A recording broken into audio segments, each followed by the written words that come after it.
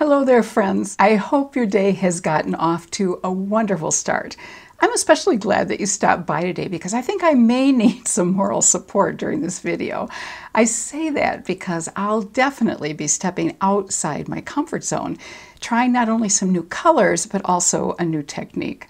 So I'm certainly not sure how this look is going to turn out. I so often find myself getting into a bit of a rut with my makeup routine, so today I wanted to shake things up just a little bit. But I hope we can have some fun in the process and maybe even be a little bit more casual than usual. And I also hope this video might provide some inspiration for you if you'd like to occasionally step out of your comfort zone as well. If this is your first time watching one of my videos, I thank you so much for stopping by. This channel is all about helping those of us over 50 find the makeup products and techniques that will make the biggest positive difference for us at this stage of our lives. And as a well over 50 makeup artist who specializes in helping women like myself, I'm a bit passionate about this topic. So if the focus of this channel feels like a fit for you, I hope you'll subscribe before you leave today. And I also want to take a moment to thank those of you who are returning. Your support and encouragement of the mission of this channel has been nothing short of awesome, and I am extremely grateful. So now I want to take a deep breath and try out this new look. And by the way, I'll put links to all the products that I'll be using in the description box below. As you can see, I've already filled in my eyebrows and applied eye primer. Today, I went back to an old standby for my brows, and I used two products from Anastasia of Beverly Hills. The ABH Brow Definer in medium brown, which is the widest brow pencil from ABH and is absolutely a perfect match for my brows.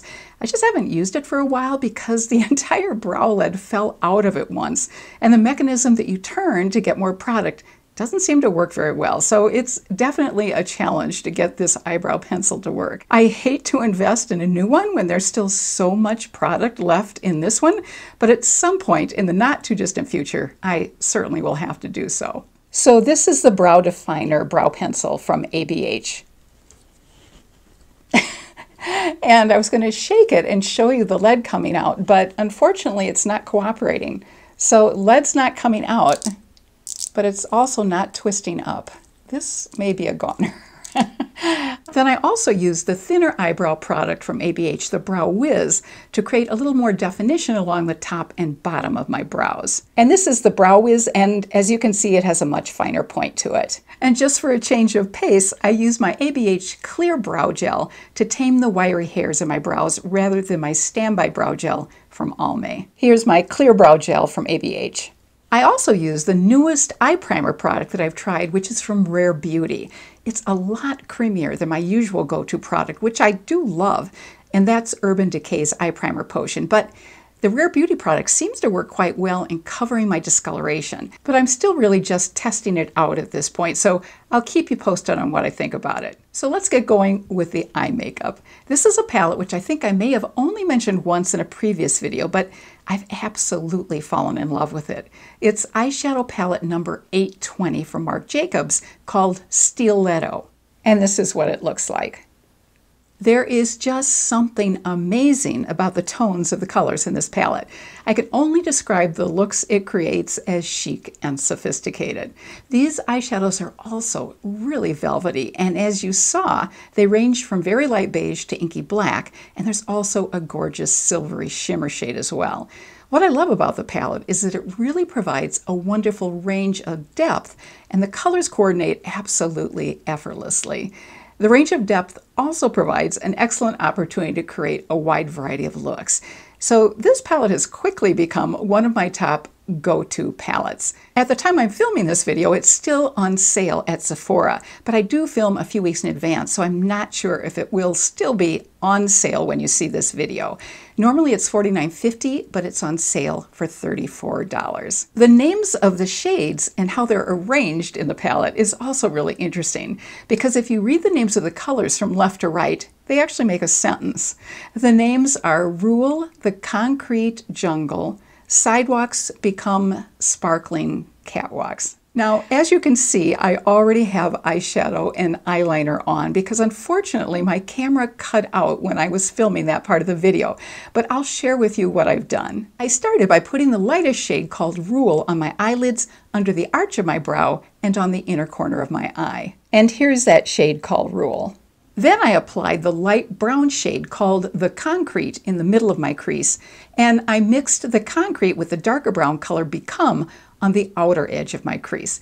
Let me show you those two colors. So I use this lighter shade of brown on the middle part of my crease, and I use this deeper shade of brown in the middle out toward the edge of my crease. Then I went ahead and used the darkest brown color called the Jungle on the outer part of my eyelid and the outer backward 7 part of my eye. And here's the darkest brown color that I used. Then I went ahead and used the black shade called Catwalks as my eyeliner on the top of my eyelid, and I combined the two lightest brown shades, the one called Concrete and Become, along the outer third of the lower lid. So let me give you a better look of how this turned out.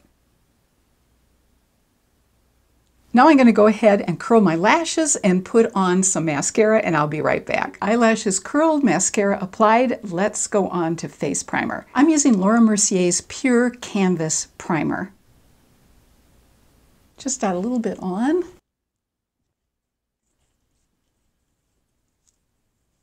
I really like this primer. It's very lightweight feeling. It also has a moisturizing feel to it as well.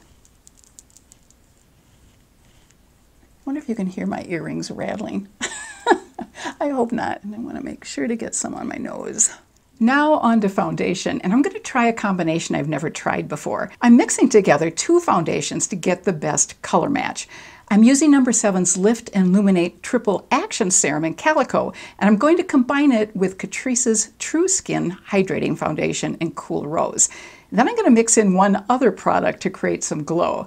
I'm going to use Charlotte Tilbury's Flawless Filter in shade 2, which is light. So here are the two foundations I'm using. And this, of course, is Charlotte Tilbury's Flawless Filter. Here are the three products that I'm mixing together.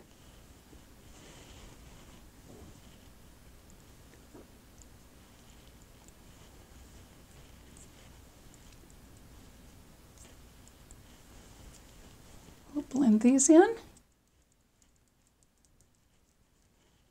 Both of the foundations are more of a matte and a little bit of a satin finish, so I wanted to use the Charlotte Tilbury product just to give me a little added glow. I didn't want a completely matte or slightly matte look. And I think this is really actually working out pretty well. Wasn't quite sure of the amount of the Charlotte Tilbury to combine with it, but I think it was okay. Make sure I get the forehead blended in and bring it down on the neck. I'm pretty happy with that. The color mix works pretty well with those two foundations. Now I want to finish up my under eye area. I'm going to be using my e.l.f. Camo Concealer in Light Peach first to color correct the darkness under my eyes. Just going to dot a very tiny amount and then pat it in just in that area where there's discoloration. This is such a creamy concealer that it really blends in so easily.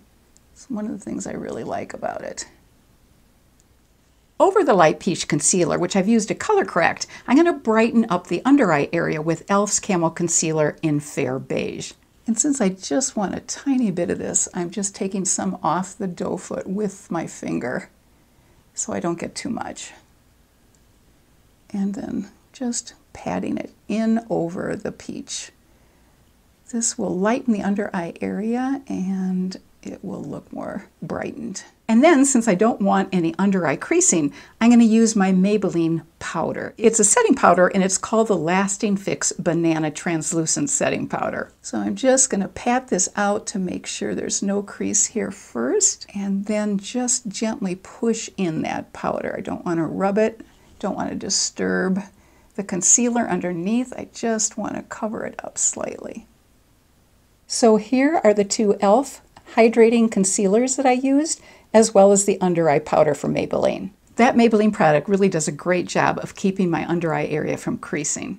Next, I'm going to be contouring with my Cover FX Cream Contour Palette, which is unfortunately no longer available. I so love how easily these products glide on, and it's a perfect color match for me. I'm going to combine the two deepest colors and then use the light color on the upper left for the highlight. And I'm just going to apply with my finger, and then I'll use a brush to blend it in. Starting at the back toward the temple and just coming forward slightly. Then I'm also applying it under my jawline to help minimize the look of those jowls, and under this area as well. Getting a little on my hair and then around the top of my forehead. Then I'm going to apply the lighter color right down the center from my forehead area. Also on these marionette lines to bring them forward so they don't look so deep. So I'm going to blend this part in with my fingers.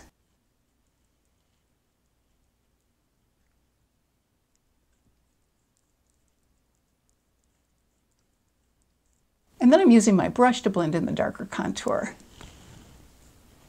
This is my Real Technique sculpting brush. As you can see, the color is really soft, so you really can't see there's a deeper color. It just gives a slight shadowing, which provides some contouring, which gives you more interesting planes to your face. At least that's the point of contouring. Then I'm going to take my foundation brush and just go over the edges to make sure there are no harsh lines. And for blush, I'm going to do something I don't do very often. I'm going to use my lipstick as my blush.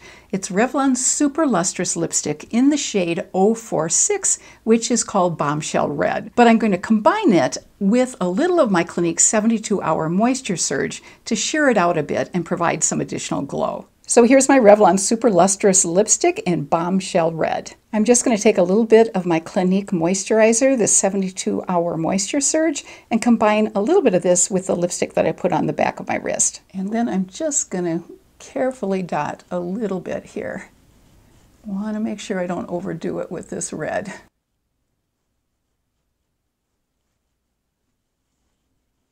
Combining the red lipstick with the moisturizer really makes a difference because it helps you sheer it out so you don't get any kind of harsh look. Actually, that turned out a whole lot better than I thought it might. Wasn't quite sure. I've never tried this before, so I'm glad it worked. And a little bit more of the moisturizer. You can see that gives some glow and it just helps it sheer out a little bit more. And I do want to add a little bit of my Clinique Even Better Concealer to cover up some age spots that I have over here. I forgot to do that earlier. This has wonderful coverage, by the way. I really like this concealer. All right, I think we're making some progress. For highlighter, I'm going to be using a product that I must admit I have a bit of a love-hate relationship with. I love the product itself, but I'm not fond of the applicator. It's Charlotte Tilbury's Beauty Light Wand in the color Spotlight. What I'm not crazy about is this sponge tip applicator, but it has the most beautiful soft glow that I just have to use it. It's a bit of a golden glow, and I didn't know if that would work with my skin tone, but I think it's fine actually.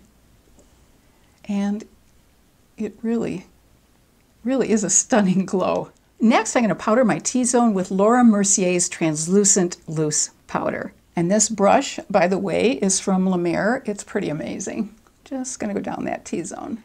Now comes the real going outside my comfort zone step, applying my red lipstick. First, I'm going to put my Maybelline Age Rewind Concealer around the edge of my lips so I don't have to worry about the lipstick migrating into fine lines. I don't have a L'Oreal Age Perfect Lip Liner in red, although they do make one. So I'm going to go ahead and use the color Perfect Burgundy from that line. And then I might apply the Revlon lip liner I have in red over it. We'll see if I need to do that. I really like using the Age Perfect lip liner first, since it will help prevent the lipstick from migrating into fine lines, along with the concealer that I'm going to apply too.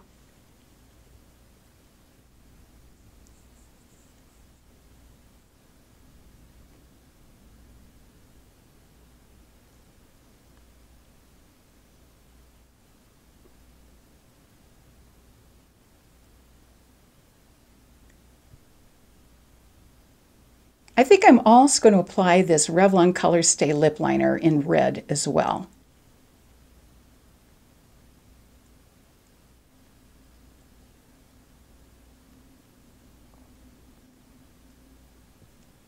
And I filled my lips in with it as well. I'm going to use a lip brush to apply the Revlon Bombshell Red Lipstick because I really want a more precise line.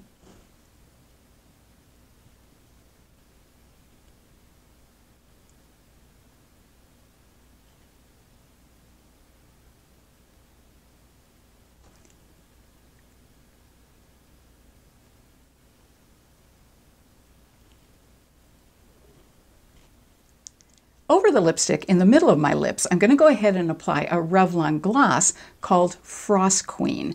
And I may perhaps also use a red lip gloss over it if this white gloss washes out the red lipstick too much. We'll see how it looks. So as you can see, this Revlon gloss is really frosted.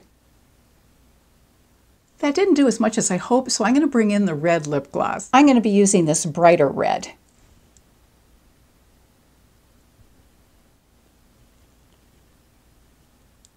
And by the way, I should let you know about the company that makes this red lipstick gloss. It's a company called 3 Custom Color Specialists. I have this palette called Favorite Glosses, but unfortunately I don't think they make this anymore. But I also have this palette of gorgeous red lipstick colors. They do have a number of ready-made makeup products like the palettes that I just shared with you. But what really sets them apart is a very unique service that they have. They have a large archive of discontinued lipsticks which you can purchase. And if they don't have the lipstick that's been discontinued that you're interested in their archive, they can custom create it for you if you send them a sample. So if you still have a bit of that discontinued lipstick that you love, you might just be able to have that lipstick once again. Well, here's the final look. I'm not sure how I'm feeling about the red lips. Sometimes a major change like this takes a little getting used to, just like a new haircut. So I'll have to keep this makeup on for a while and see how I feel about it later today. I always remember my mom looking fantastic with her red lipstick, so I've always hoped it could work for me.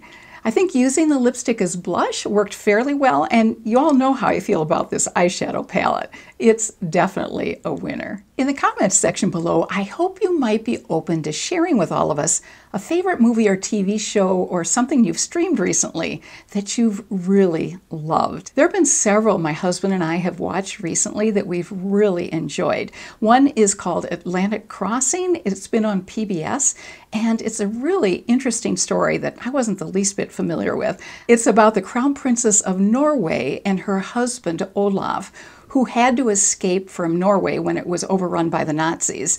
They were invited to come to the US by FDR because he had met them previously. And quite interestingly, there was quite an attraction that developed between FDR and Martha, the Queen Princess. It's really a fascinating story based on a lot of factual information. Another one that we really loved recently was called Howard's End. It's based on a novel by E.M. Forster. It was a 4-part series on PBS, but I think now it's available either on Amazon or Netflix. Years ago, I saw the movie of Howard's End starring Anthony Hopkins, so the night after we watched the TV series, my husband and I decided to look at the movie and compare it. And quite honestly, we really liked the TV series a lot better. It was really well done. We also watched a fascinating series on National Geographic, which I think is on the Disney Channel now. It was about the behind-the-scenes, hour-by-hour process of the firefighters in the fight against the Notre Dame fire in France. It was really a fascinating look at all the decisions they had to make very quickly, and boy, did they come close to losing that entire cathedral. It was called Notre Dame: Incredible Race Against the Inferno. But I can't wait to hear about some of the ones you've been watching that you've really enjoyed. I hope you can join me again next Thursday, and until then, I'm sending you warm wishes for your good health and happiness, and hope you have a fabulous rest of your day. Take care.